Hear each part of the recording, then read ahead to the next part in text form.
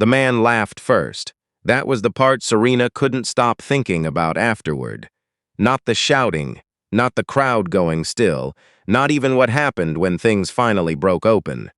It was the laugh. Loud and easy, like he'd already decided the outcome before anything had even started. Serena Obi had been sitting at the far end of the counter at Ridgeline Hardware and Coffee, one of those half-hardware store, half-café conversions that only made sense in small-town Ontario, nursing a black coffee and going over invoices on her laptop. The kind of Tuesday afternoon that had no reason to become anything. Sky outside. Someone's truck idling in the parking lot. The radio behind the counter playing something from the 90s that nobody was really listening to. She'd noticed the man when he walked in. Hard not to. He was broad-shouldered and moved like he was used to taking up space, not rushing, not looking around to see if he had permission. He wore a faded Carhartt jacket, work pants with dried-up at the cuffs, and he set his helmet on the counter next to her without asking if that was all right. She'd moved her coffee an inch to the right, said nothing. His name was Conrad Beaupré. She wouldn't learn that until later. He ordered a double espresso, pulled out his phone, and started scrolling. Whatever he was looking at made him frown slightly. Not the frown of a man getting bad news. More like the frown of someone who'd already decided the world wasn't meeting his standards and was simply collecting evidence. The door opened again about 10 minutes later, and that's when the afternoon changed. She heard him before she saw him properly. A voice too big for the room, carrying the specific confidence of a man who'd never once been asked to lower it. He came in with two others, both younger, both deferring to him in the small physical ways that people do when they're used to following someone's lead. One held the door. The other laughed a half-second after he did at something he said coming through the entrance. His name, she'd later learn, was Darren Platt. He was maybe 40. Gym built in a way that had started to soften around the edges, but still announced itself. He wore a fleece vest over a collared shirt, and there was something about the way he wore it. The vest half unzipped, chest out. That told you he'd decided years ago that he was the most important person in any room he entered, and had simply kept deciding that ever since. Platt scanned the counter, nodded at the young woman working the espresso machine, and then his eyes landed on Conrad. He didn't stop, didn't pause long enough to be obvious about it, but there was something in the way his gaze moved, the slight narrowing, the tick of assessment, that Serena caught from 3 stools away. Conrad didn't look up from his phone. Platt ordered, made a show of asking whether the beans were locally sourced, not because he cared about the answer, but because it let him talk for a moment longer than necessary. The young woman behind the counter, Gina, according to the name on her apron, answered politely. Platt nodded like she'd passed a test. He settled at the counter 2 stools down from Conrad, his companion standing behind him. For a few minutes, nothing happened. Serena went back to her invoices. The radio kept going. Gina moved around behind the counter refilling things. Then Platt said, just loud enough to not be subtle about it, "You work the Ridgeline site?" Conrad looked up. "Sorry, the construction. On Route 7. You one of the crew out there?" Conrad studied him for a moment. "No, huh." Platt looked at the helmet on the counter, then at Conrad's jacket. "What do you do then?" "Hydro inspection." Conrad said it the way you say something when you're already done with the conversation. "Right, right." Platt turned back to his coffee. Then, after just long enough to make it feel like an afterthought, "They're hiring anybody these days, aren't they?" The first one of his companions gave a short laugh. The kind that comes out before you've decided whether you actually think something is funny. Conrad looked at him, calm, not cold exactly, just settled, like a man who'd heard a lot of things in his life and had learned a long time ago that only some of them deserved a response. "What's that supposed to mean?" he said. "Nothing." Platt smiled into his cup, just making conversation. Serena closed her laptop an inch. Gina had gone still behind the counter, pretending to wipe down the espresso machine but not really moving the cloth. Making conversation, Conrad repeated. Relax. Platt glanced at him sideways. Just an observation. Place has changed a lot in the last few years. New people, different background. Not stated plainly. It never was, with men like Platt. It was always adjacent, always one word to the left of what they actually meant, so that if you called it directly, they could perform offense. I was just talking about the town, man. Why are you making it about that? Conrad set his phone face down on the counter. He turned to look at Platt fully, and something in the quality of that look, the absolute stillness of it, no anger in it, no performance, made Platt's companion on the left shift his weight slightly. I grew up 40 minutes from here, Conrad said. Kirkfield. Went to school in Lindsay. My dad built houses in this county for 30 years. He paused, but I don't think that's actually what you're asking about. Platt's smile didn't move, but something behind it did. I'm not asking about anything. You were just making conversation. Conrad nodded slowly. Okay. He turned back to his coffee, and that should have been it. A reasonable man would have heard the flatness in Conrad's voice, the absence of invitation, and found somewhere else to look. Most men would have. Most men, even unpleasant ones, have enough self-preservation to recognize when a door has closed. Platt was not most men. He had the specific problem of men who've spent too long being told, through small daily confirmations, that the world bends to accommodate them. He'd grown up in a home where his father's opinion settled every argument. He'd played rec hockey into his late 30s and was still spoken of as the guy to watch by people who needed to believe that. He ran a landscaping company with 12 employees, none of whom would look him directly in the eyes when he was in a mood. And he had somewhere, in the accumulated weight of all of that, come to mistake their deference for respect. He said, quieter now, which was somehow worse. You know, you people have a chip on your shoulder the size of this whole province. The room changed. It's difficult to describe what happens to a space when something is said that cannot be unsaid. The air doesn't actually change. The light doesn't shift. But everyone present feels the same thing. A sudden heightened awareness of exactly where they are standing and who is standing next to them. Gina had stopped moving entirely. The two men with Platt exchanged a glance. Serena found she had stopped breathing through her nose. Conrad was quiet for a moment. Then he turned back to Platt, and his voice when he spoke was so even, so without agitation, that it was almost more unsettling than anger would have been. You want to say that again? Platt leaned back slightly on his stool. I'm just saying people are too sensitive now. You can't say anything without somebody getting worked up.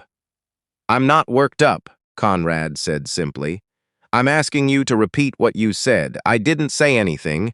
You said you people. I meant, what did you mean? Platt's jaw tightened. He was used to conversations folding when he applied weight to them. He was not used to this.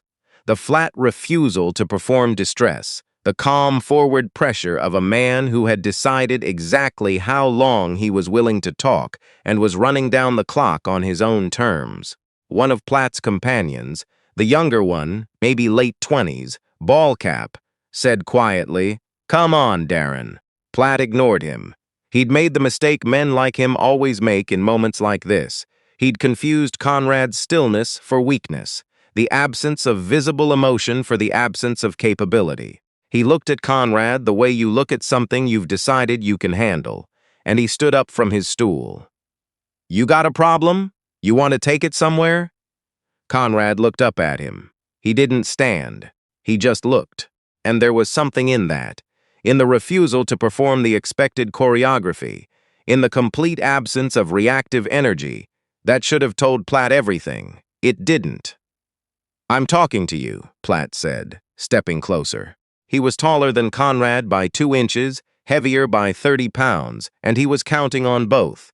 Conrad set down his coffee cup. He turned on his stool to face Platt directly, and he said with a kind of patient finality, "I'd sit back down. Or what?" The question hung there, and Conrad said nothing, just held the eye contact with that same unreadable steadiness, and Serena watched Platt's certainty, that thick, load-bearing certainty, develop its first visible crack. Platt reached out and put a hand on Conrad's shoulder. What happened next took approximately 4 seconds. Later, Serena would try to reconstruct it and find she couldn't sequence it properly. She'd been watching and still couldn't give you a clean play-by-play. It wasn't like a fight in a movie where each move is clear and considered. It was faster than that and quieter. And the end result was that Darren Platt was bent forward against the counter, with his right arm at an angle that his elbow had not been designed to accommodate, and Conrad was standing beside him, not breathing hard, not raising his voice, just keeping that grip with the same unhurried precision he'd shown the entire time. Platt made a sound. "I want you to think about something," Conrad said. His voice hadn't changed register at all. "I am going to let go of your arm in a moment. When I do, you are going to stand up straight. You are going to pay for your coffee, and you are going to leave. And we are going to let this be the end of it. Because you said something ugly, and your arm hurts, and I think that is already more consequence than you're used to." He paused. "Can you hear me?" Platt, through what Serena could only describe as a very specific quality of silence, indicated that he could. Good. Conrad released him and stepped back. He returned to his stool, picked up his coffee. Platt straightened. His face had gone through several colors and had settled on a dark, mortified red. His companions were very still. For a moment, nobody said anything. Then Platt, with the bewildered look of a man renegotiating his understanding of the last 5 minutes, said in a quieter and very different voice, "Who are you?" Conrad didn't answer immediately. He took a sip of his coffee. Then he said without turning, "Conrad Beaupré. Canadian Forces, retired. JTF2 if you want the specifics. JTF2, Joint Task Force 2.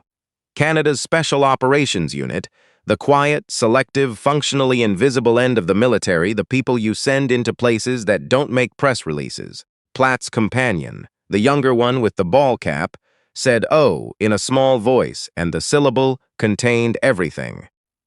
Gina behind the counter had put down her cloth entirely. Platt didn't say anything else. He took out his wallet, put a bill on the counter without counting it, and left. His companions followed. The door swung shut behind them. The cafe was quiet for a moment, not the uneasy quiet from before, but something lighter, like a window being opened after a long winter. Gina let out a breath. "I'm sorry about that. I should have said something." Conrad shook his head. "You did your job. Don't apologize for him." Serena realized she'd been gripping the edge of the counter. She let go. She looked at Conrad. At the back of him, the ordinary jacket, the work-scuffed boots hooked on the stool rung, the coffee cup in both hands like he was warming them. And she thought about how you could sit next to someone for 20 minutes and understand nothing at all about what they carry. She said, "Can I ask you something?" He turned slightly. He had a calm face, not young exactly, but not hardened either. The face of someone who'd seen difficult things and had arrived, through some long interior process, at a place of equilibrium with them. There was a scar along his left jaw, faint and old, that she hadn't noticed until now. "Sure," he said. "Did you know it was going to go that way?" He considered the question seriously, which she appreciated. "I knew he wasn't going to stop," he said. "Some people, once they've started, they need it to go somewhere. They've built too much on it to let it just dissolve." He turned the cup in his hands. "So I waited until it went where he wanted it to go. And then I ended it. You weren't angry?" "Oh, I was angry," he said. He said it evenly, factually, the way someone reports weather. "I've been angry at men like him since I was about 9 years old." He paused. "But angry is something you can carry without letting it make the decisions." Serena thought about that for a long time. She paid for her coffee. She put her laptop in her bag. At the door, she paused and looked back. Conrad Beaupré was finishing his espresso, unhurried, the helmet still on the counter beside him, the radio still playing something from the 90s. A man having a Tuesday. Outside in the parking lot, she half expected to see Platt's truck still there. Some part of her had imagined a second act, a phone call, a threat shouted from a safe distance. But the lot was ordinary, a minivan, a Silverado, a woman loading bags of potting soil, the gray Ontario sky doing what it had been doing all afternoon. Serena sat in her car for a minute before starting it. She'd been in this town for 3 years, having moved up from Mississauga when the firm she worked for opened a regional office in the area. She knew some people. She had 2 friends she had coffee with on Saturdays. She'd been told, by several well-meaning people, that the town took a while to warm up, which was a thing people said about places that had not yet decided how to feel about people like her. She thought about what Conrad had said.